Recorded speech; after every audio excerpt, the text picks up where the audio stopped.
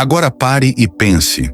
E se eu te dissesse que a história de Jesus não começou em Belém, na famosa noite de seu nascimento, que antes da manjedoura, antes mesmo do mundo existir, ele já tinha um papel impressionante no céu? Você consegue imaginar um ser eterno que escolheu abandonar toda a sua glória para se humilhar e viver entre nós? Mas aqui vai o mistério. Quem era Jesus antes de se tornar humano? Como ele se encaixa nas profecias do Antigo Testamento, nos Salmos e nos Provérbios? E mais intrigante ainda, por que ele abriria mão de sua majestade celestial para andar em nossas ruas poeirentas? Se você está achando tudo isso fascinante, espere só até descobrir como Jesus já estava presente, atuante e prometido desde os primórdios da criação. A resposta para essas perguntas pode mudar completamente a forma como você enxerga a história dele e o plano de Deus para a humanidade. Vamos desvendar esse mistério juntos.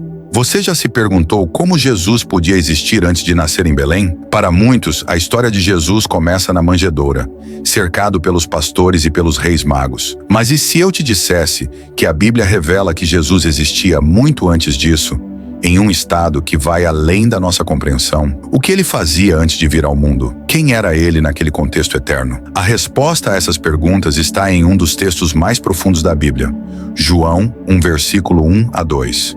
Esse versículo não apenas nos conta que Jesus existia antes de vir à Terra, mas também o descreve como o Verbo. Mas o que significa ser o Verbo? Será que Jesus estava apenas aguardando nos céus, ou ele tinha um papel essencial antes mesmo de o universo existir? E por que João usa essa palavra para descrevê-lo? A verdade por trás desse título nos leva a descobrir o propósito eterno de Jesus e sua relação com Deus. João 1 capítulo, versos 1 a 2 afirma: No princípio era o Verbo, e o Verbo estava com Deus, e o Verbo era Deus. Ele estava no princípio com Deus. Essas palavras são profundas e revelam uma verdade fundamental. Jesus é eterno. Ele não foi criado nem teve um início. O título Verbo, ou Logos no grego original, significa palavra, indicando que Jesus é a expressão completa e perfeita de Deus. Ele não era um observador passivo no céu. Ele era ativo, coexistindo com Deus desde sempre, compartilhando a mesma essência divina. Pense nisso. Antes do tempo, antes da criação, Jesus já existia. O Verbo não era apenas uma ideia ou conceito. Ele era uma pessoa divina. A ideia de verbo carrega a noção de comunicação, propósito e ação. Deus se revela ao mundo por meio de Jesus. Tudo o que sabemos sobre o caráter, amor e justiça de Deus foi plenamente manifestado em Cristo. Além disso, o título Verbo também indica o papel de Jesus como mediador entre Deus e sua criação. Ele era a ponte, o elo de ligação. Isso faz sentido quando olhamos para outros versículos que conectam Jesus à criação. Ele não apenas existia, ele estava profundamente envolvido na formação de todas as coisas. O universo foi criado por meio dele e para ele. Colossenses 1,16. Agora imagine isso. Jesus, o Verbo eterno, estava em glória, em perfeita harmonia com Deus Pai, adorado pelos anjos. Por que ele escolheria deixar essa posição exaltada para entrar no mundo caído, sofrer e morrer? Se ele já era eterno e perfeito, qual era o propósito de sua encarnação? E o que isso significa para nós? Mas há mais. O fato de Jesus ser o Verbo eterno nos leva a uma outra descoberta impressionante. Ele também é o Criador de tudo. No próximo ponto, vamos explorar como Jesus não apenas existia antes de vir à Terra, mas também foi o agente principal de toda a criação. Você vai se surpreender com o papel que ele desempenhou em trazer o universo à existência. Se este conteúdo está tocando seu coração, deixe seu like. Cada clique ajuda a espalhar a palavra de Deus para mais pessoas. Não perca a oportunidade de crescer na fé. Inscreva-se no nosso canal e ative o sininho. Assim você será notificado sempre que trouxermos novos ensinamentos e reflexões. Você já parou para pensar que tudo o que existe, desde as estrelas no céu até os menores detalhes da natureza, foi criado por Jesus? Não é comum associarmos a figura de Jesus à criação do mundo. Muitas vezes pensamos nele apenas como o Salvador, aquele que nasceu em Belém. Mas, segundo a Bíblia, ele foi o agente principal da criação. Como isso é possível?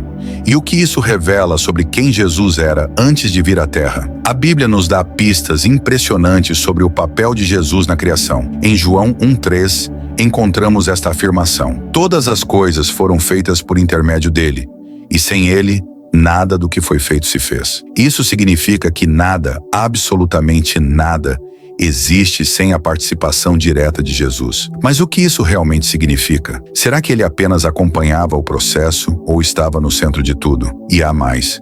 Em Colossenses 1:16 a 17, o apóstolo Paulo explica: pois nele foram criadas todas as coisas nos céus e sobre a terra, as visíveis e as invisíveis. Tudo foi criado por meio dele e para ele. Ou seja, Jesus não apenas criou todas as coisas, mas elas também existem para ele. Isso inclui o universo físico e o espiritual. Esses textos bíblicos nos mostram claramente que Jesus era muito mais do que um homem comum. Ele era o próprio Criador antes de vir à Terra. João 1:3 enfatiza a total dependência de toda a criação em relação a Jesus. Colossenses 1:16 a 17 vai ainda mais fundo, mostrando que ele é a fonte e o propósito de todas as coisas, tanto no mundo visível quanto no invisível. Isso inclui tudo assim que conhecemos: o céu, as estrelas, os anjos e até mesmo as leis que governam o universo.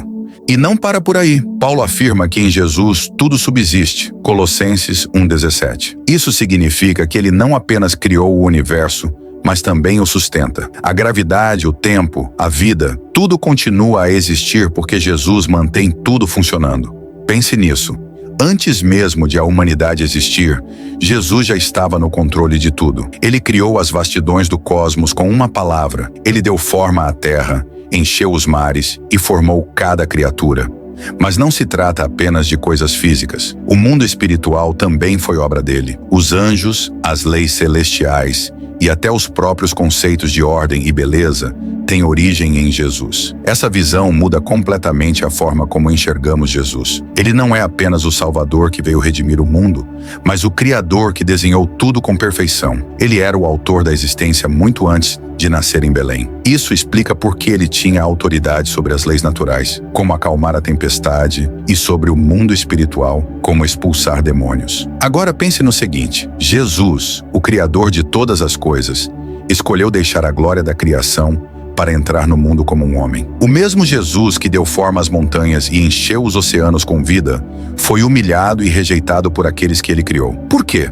O que faria o Criador do universo se submeter a tamanho sofrimento? A resposta a essa pergunta está em entender o amor incompreensível de Jesus. Ele não apenas criou o mundo, mas também tinha um plano redentor desde o início. No próximo ponto, você vai descobrir como, mesmo antes da fundação do mundo, Jesus já era conhecido como o Cordeiro que seria sacrificado. Prepare-se para entender um dos mistérios mais profundos da Bíblia. Você já imaginou como era Jesus antes de nascer em Belém? Se ele existia antes de tudo, onde ele estava?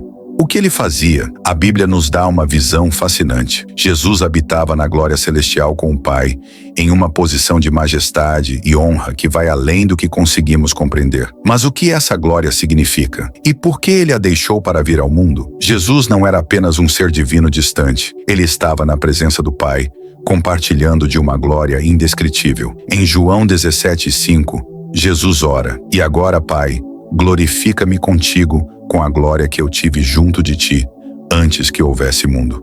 Isso revela que ele não apenas existia antes da criação, mas que ele desfrutava de uma glória celestial incomparável. Mas há algo mais aqui. Essa glória não era apenas um estado de ser, mas um reflexo de quem Jesus era, o Filho de Deus, perfeito em santidade, justiça e amor. No entanto, Isaías nos dá um vislumbre ainda mais impressionante dessa realidade. Isaías 6:1-3 descreve uma visão deslumbrante. No ano da morte do rei Uzias, eu vi o Senhor assentado sobre um alto e sublime trono, e as abas de suas vestes enchiam o templo. Serafins estavam por cima dele.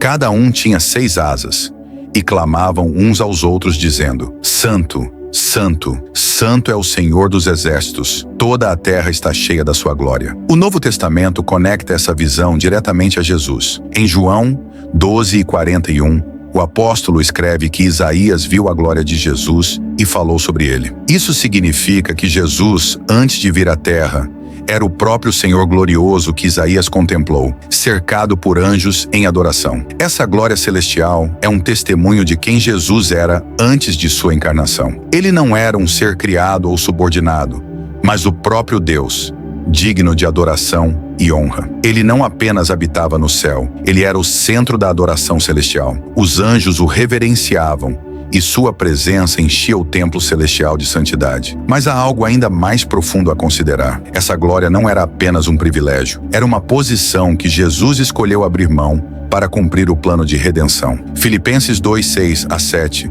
nos diz que ele, subsistindo em forma de Deus, não considerou o ser igual a Deus algo a que devia se apegar, mas esvaziou-se a si mesmo, assumindo a forma de servo. Pense nisso. O Rei do Universo, que habitava na glória celestial, escolheu descer ao mundo, tornando-se humano. Por quê? O que o levaria a abrir mão de tanta honra e majestade para viver entre nós? Essa decisão desafia nossa compreensão e nos leva a refletir sobre o profundo amor de Jesus pela humanidade. Essa glória que Jesus possuía antes de vir ao mundo nos ajuda a entender quem ele realmente é. Não apenas um mestre ou profeta, mas o próprio Deus em carne. Mas há mais. Você sabia que ele também apareceu no Antigo Testamento como o anjo do Senhor? No próximo ponto, vamos explorar essas aparições surpreendentes que revelam o papel ativo de Jesus antes de sua encarnação. Prepare-se para descobrir um lado de Jesus que você talvez nunca tenha percebido. Você já parou para pensar que Jesus estava envolvido no plano de salvação desde o início da humanidade? Como ele poderia ser mencionado no Éden, milhares de anos antes de nascer em Belém? Mais intrigante ainda, por que Deus escolheu anunciar sua vinda logo após a primeira queda do ser humano? Desde o momento em que o pecado entrou no mundo, Deus revelou um plano maior. Em Gênesis 3:15, encontramos a primeira profecia sobre o Redentor. Porém, inimizade entre ti e a mulher, entre a tua descendência e o descendente dela. Este te ferirá a cabeça, e tu lhe ferirás o calcanhar. Essas palavras, pronunciadas diretamente à serpente, apontam para Jesus como o descendente prometido, que esmagaria a cabeça de Satanás. Mas isso levanta a pergunta: será que Jesus já estava envolvido nesse plano desde o princípio? Ou foi algo que Deus decidiu depois? Para entender isso, precisamos lembrar que a Bíblia descreve Jesus como o Cordeiro que foi morto desde a criação do mundo. Apocalipse 13:8. Isso significa que Jesus não foi um plano B ou uma solução de emergência após o pecado de Adão e Eva. Ele sempre foi parte do plano redentor de Deus, preparado para restaurar a humanidade. Mesmo no Éden, Jesus já era o centro desse plano. Ele era o descendente da mulher, aquele que, um dia, derrotaria o poder do pecado e da morte. Mas como isso se conecta com quem Jesus era antes de vir à Terra? Antes de sua encarnação, Jesus não apenas observava o desenrolar da história humana. Ele já era o mediador do plano de Deus. O papel de Jesus como Verbo mostra que ele estava presente desde o princípio, envolvido ativamente em todas as ações de Deus, incluindo a promessa da redenção. Ao longo do Antigo Testamento, essa promessa é reafirmada. Em Isaías 53, o Messias é descrito como o servo sofredor que levaria os pecados de muitos. Em Miqueias 5:2, sua origem eterna é mencionada. De Belém sairá aquele que será governante em Israel, cujas origens são desde os tempos antigos, desde os dias da eternidade. Desde o Éden, Jesus já era anunciado como a solução para o maior problema da humanidade. Ele estava comprometido em cumprir esse papel desde antes da fundação do mundo, não apenas como Salvador, mas como aquele que venceria o poder do mal para sempre. Agora pense, se Jesus já sabia que sua missão envolveria sofrimento e morte, por que ele aceitou? O que o motivou a deixar a glória celestial para se tornar humano e carregar nossos pecados? Esse tipo de amor vai muito além do que podemos entender. O plano redentor é apenas uma parte da grandiosa história de Jesus antes de sua vinda, mas há mais. Você sabia que Jesus apareceu diversas vezes no Antigo Testamento como o anjo do Senhor? No próximo ponto, vamos explorar essas aparições e descobrir o que elas revelam sobre quem ele era antes de vir à Terra. Não perca! Você já parou para pensar como algo poderia ser planeado antes da fundação do mundo? Como seria se você soubesse de um grande sacrifício que aconteceria muito tempo antes de ele se concretizar? E se te dissesse que Jesus, o Cordeiro de Deus, foi designado para uma missão tão importante desde antes de toda a criação? Jesus não foi uma resposta de última hora. Ele sempre fez parte de um plano divino eterno. Desde os primórdios, ele foi anunciado como o Cordeiro de Deus, aquele que viria para retirar o pecado do mundo. Mas o que isso significa exatamente? Como é possível que alguém tenha sido designado para esse papel antes mesmo de o mundo existir? A Bíblia nos diz em Apocalipse 13:8 que todas as nações que habitam sobre a terra, cujos nomes não estão escritos no livro da vida do Cordeiro, que foi morto desde a fundação do mundo. De forma ainda mais clara, 1 Pedro 1:20 nos revela: ele foi conhecido antes da fundação do mundo, mas nos últimos tempos foi manifestado por amor de vós. Esses versículos nos fazem entender que Jesus, antes de vir ao mundo, já estava marcado para ser o sacrifício de todos, o Cordeiro perfeito, escolhido para pagar o preço pelos pecados da humanidade. Mas o que isso revela sobre quem Jesus era antes de vir à Terra? Jesus não era apenas uma promessa futura, ele já estava designado para ser o Cordeiro de Deus, o sacrifício que haveria de se cumprir na cruz, muito antes de nascer em Belém. Ele não apenas existia, mas era parte essencial do plano divino. Sua escolha para esse papel não foi aleatória, mas algo que estava firmemente planejado, desde o início de tudo. A obra redentora de Jesus foi parte do plano de salvação que foi traçado muito antes de nossa história começar. É fascinante pensar que, antes mesmo de a Terra ser formada, Deus já sabia o preço que seria pago para redimir a humanidade. Não foi um plano de última hora, mas um ato de amor divino que transcende o entendimento humano. Enquanto os seres humanos foram criados para viver e se relacionar com Deus, Jesus já estava sendo preparado para cumprir o papel de restaurador, aquele que traria reconciliação entre a criação e o Criador. Ele sempre foi mais do que apenas uma figura histórica. Ele é o Cordeiro designado para restaurar o que foi perdido. Agora pense sobre isso.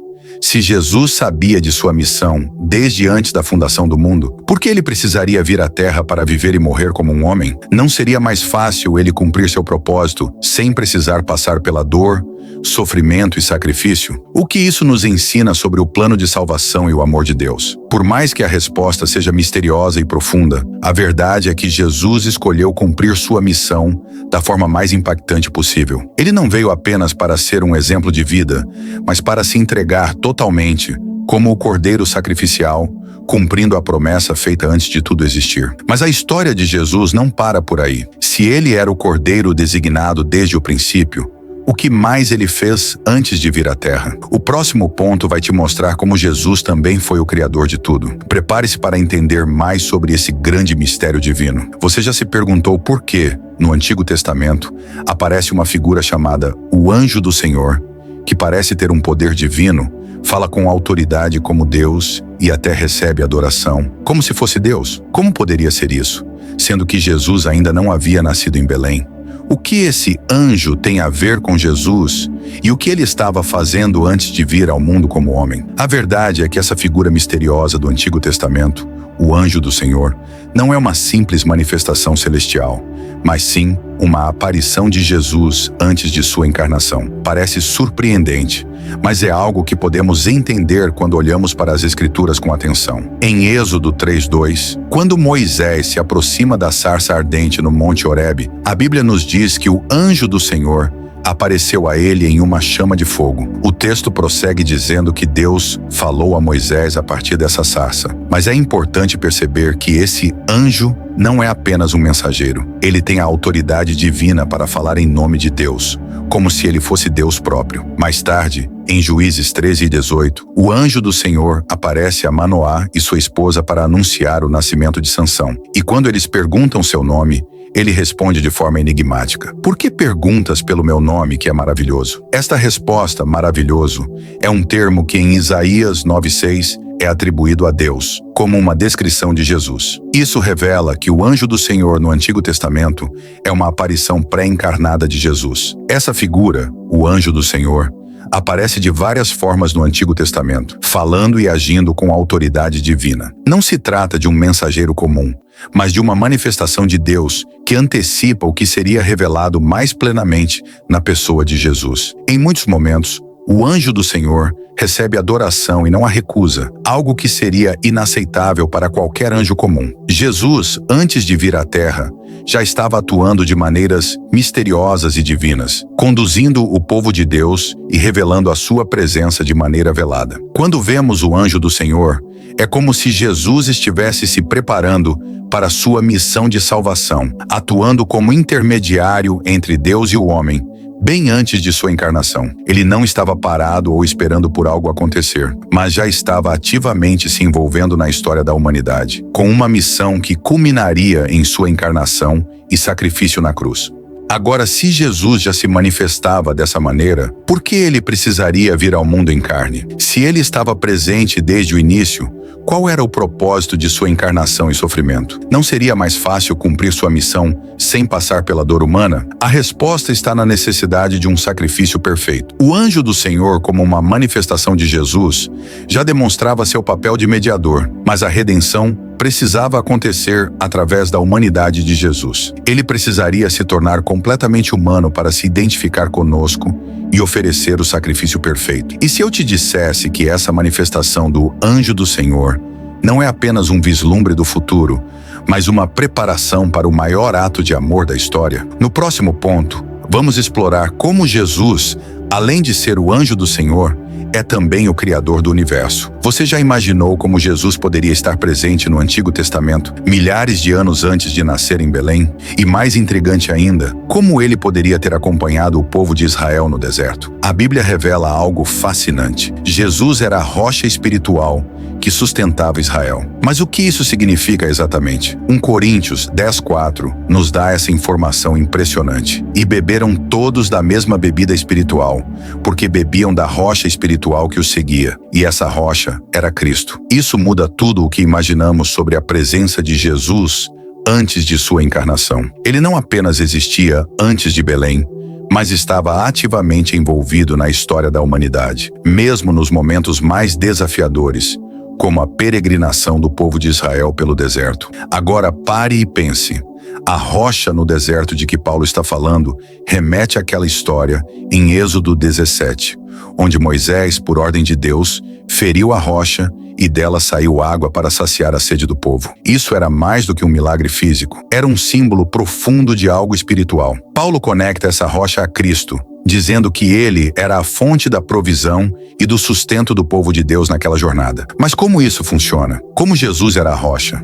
Desde o início, Jesus esteve presente como parte do plano eterno de Deus. João 1 versículo 1 a 3 nos lembra. No princípio era o Verbo, e o Verbo estava com Deus, e o Verbo era Deus. Ele estava no princípio com Deus. Todas as coisas foram feitas por ele, e sem ele nada do que foi feito se fez. Isso significa que Jesus, como o Verbo eterno, estava presente e ativo na criação e na história da redenção, inclusive no cuidado com Israel no deserto. A água que fluiu da rocha em Êxodo não era apenas um milagre momentâneo, mas um prenúncio do que Jesus faria como a fonte de água viva, mencionada em João 4,14. Mas quem beber da água que eu lhe der nunca terá sede.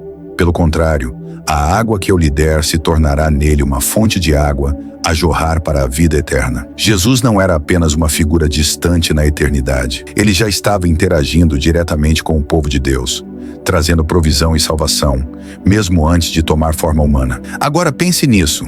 Se Jesus estava ali, sustentando Israel como a rocha espiritual, por que ele precisou vir em carne, sofrer e morrer? Por que essa provisão espiritual no deserto não era suficiente? A resposta está na profundidade do plano de redenção de Deus. A rocha que foi ferida para dar água ao povo era uma sombra do sacrifício de Jesus na cruz. Ele seria ferido, mas sua morte traria salvação e vida eterna para todos que nele confiassem.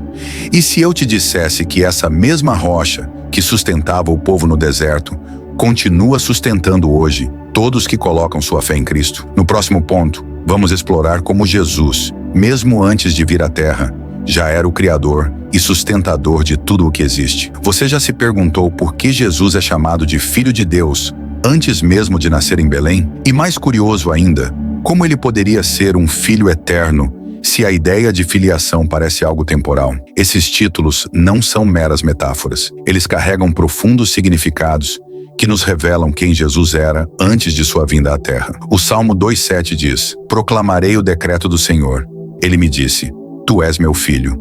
eu hoje te gerei. À primeira vista, pode parecer que o texto fala de um momento em que Jesus foi criado, mas a palavra gerei aponta para um relacionamento eterno e único entre Deus Pai e o Filho, não um começo temporal. Jesus não foi criado, ele sempre existiu como o Filho de Deus. O título Filho descreve sua posição na Trindade, não uma origem temporal. Provérbios 34 amplia ainda mais o mistério. Ele pergunta: quem subiu ao céu e desceu? Quem recolheu o vento nas suas mãos? Quem atou as águas na sua capa? Quem estabeleceu todas as extremidades da terra? Qual é o seu nome e qual é o nome do seu filho, se é que o sabes? Essa passagem aponta para alguém que compartilha a divindade com o Pai. Séculos antes do nascimento de Jesus, as Escrituras já insinuavam que Deus tem um Filho eterno. Mas o que isso significa para nós? Primeiro, que Jesus não começou a existir em Belém. Em João 1:1-2, lemos: no princípio era o Verbo, e o Verbo estava com Deus, e o Verbo era Deus. Ele estava no princípio com Deus. Isso reforça que Jesus existia antes de todas as coisas, compartilhando a glória e a natureza divina com o Pai. Ele não era um observador passivo, mas ativo na criação e nos planos eternos de Deus. A eternidade de Jesus como Filho também é crucial para entender o relacionamento dentro da Trindade. Antes da criação, havia amor, comunhão e harmonia perfeitos entre o Pai, o Filho e o Espírito Santo. Jesus, como Filho eterno, estava no centro dessa comunhão divina, demonstrando que o amor é a essência do próprio Deus. Agora pare e pense: se Jesus já era o Filho de Deus na eternidade, com glória e poder infinitos, por que ele precisaria deixar tudo isso e vir à Terra como homem? Qual seria o propósito de tamanha humilhação? É um mistério que desafia nosso entendimento, mas que também nos revela o imenso amor de Deus por nós. E se eu te dissesse que esse Filho eterno, que compartilhou da glória do Pai antes da criação, veio ao mundo para reconciliar você com Deus? No próximo ponto, vamos explorar como Jesus, desde a eternidade, já era designado para ser o Salvador. Você já percebeu como a Bíblia falava de Jesus séculos antes de ele nascer em Belém? Não só sua vinda era esperada, mas detalhes sobre sua origem, propósito e natureza divina estavam escondidos nas profecias. Isso nos leva a uma pergunta intrigante: quem era Jesus antes de ele se manifestar como o Messias prometido? Isaías 9:6 apresenta uma profecia impressionante. Porque um menino nos nasceu, um filho se nos deu, o governo está sobre os seus ombros, e o seu nome será Maravilhoso Conselheiro, Deus Forte, Pai da Eternidade, Príncipe da Paz. Note que este texto não descreve apenas um futuro salvador humano, mas alguém que já existia como Deus Forte e Pai da eternidade. Essas palavras revelam que Jesus não começou sua existência em Belém. Ele é eterno e carregava em si atributos divinos desde antes da criação. Outro texto profundo é Miqueias 5:2. E tu, Belém Efrata, pequena entre as milhares de Judá, de ti sairá aquele que será o governante em Israel, cujas origens são desde os tempos antigos, desde os dias da eternidade. Miqueias não deixa dúvidas de que o Messias, embora nascesse em Belém, já tinha uma origem eterna. Ele existia antes do tempo, aguardando o momento perfeito para entrar na história humana. Essas profecias não apenas anunciavam o nascimento de Jesus, mas também sua natureza eterna e propósito redentor. Jesus, antes de vir à Terra, já era parte do plano divino de salvação. Ele não era uma ideia emergente ou uma solução improvisada. Ele sempre foi o centro do plano de Deus. Imagine isso. Enquanto Israel aguardava um Messias terreno para libertá-los politicamente, Deus já planejava algo muito maior. Jesus não apenas governaria uma nação, ele seria o Rei eterno sobre toda a criação. Antes de pisar neste mundo, ele já era o Cordeiro que foi morto desde a fundação do mundo. Apocalipse 13:8. Isso significa que seu sacrifício e papel como Salvador estavam definidos desde o princípio. Agora, aqui está algo para refletir. Se Jesus já era eterno, já era glorioso e pleno ao lado do Pai, por que ele viria ao mundo? Por que escolher nascer em um humilde estábulo em Belém? Por que enfrentar rejeição, sofrimento e morte? Essas perguntas nos levam ao coração do Evangelho e revelam o amor insondável de Deus. E se eu te dissesse que as profecias sobre Jesus não apenas apontam para seu nascimento, mas também revelam seu papel eterno como Salvador e Rei? No próximo ponto, vamos explorar como ele, o Deus eterno, foi a peça central de um plano que muda toda a história humana. Você já se perguntou por que Jesus, sendo Deus, escolheria deixar sua glória celestial para viver como um ser humano? Pense nisso. Alguém que tem tudo, que está acima de todas as coisas, decidir abrir mão do que é eterno para enfrentar limitações, rejeição e sofrimento. O que motivaria tal ato? Filipenses 2:6-7 nos dá uma visão profunda. Embora sendo Deus, não considerou que o ser igual a Deus era algo a que devia apegar-se, mas esvaziou-se a si mesmo, vindo a ser servo, tornando-se semelhante aos homens. Este versículo revela um dos mistérios mais impressionantes da Bíblia, a decisão de Jesus de voluntariamente abdicar de sua glória. Antes de vir ao mundo, Jesus já era Deus, coexistindo eternamente com o Pai e o Espírito Santo. Ele estava rodeado de majestade e poder. Como o Verbo, ele estava diretamente envolvido na criação de todas as coisas. João 1:3. Então, por que ele se humilhou? Será que foi apenas para viver entre nós? Ou há algo ainda mais profundo por trás dessa escolha? A chave para entender isso está no conceito de esvaziamento. A expressão usada por Paulo, esvaziou-se a si mesmo, não significa que Jesus deixou de ser Deus. Ele permaneceu divino, mas abriu mão de exercer plenamente sua glória e poder para se submeter às limitações da humanidade. Ele não veio com status, não nasceu em um palácio, mas em uma manjedoura. Ele não viveu como um rei terreno, mas como um carpinteiro, e posteriormente como um mestre itinerante. Imagine a cena.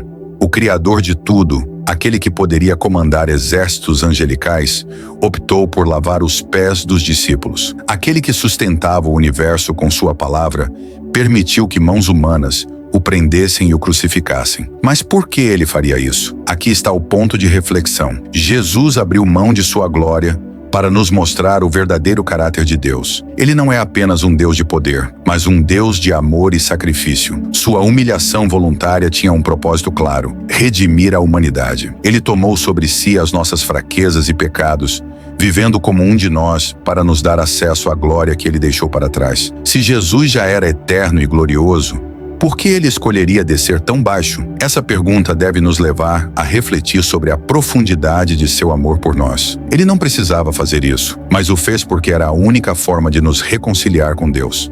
Se você se sentiu inspirado por tudo o que discutimos até agora, prepare-se. O vídeo ao lado trará revelações que podem mudar a forma como você vê sua própria fé. Não fique de fora dessa jornada transformadora. Clique e descubra o que vem a seguir.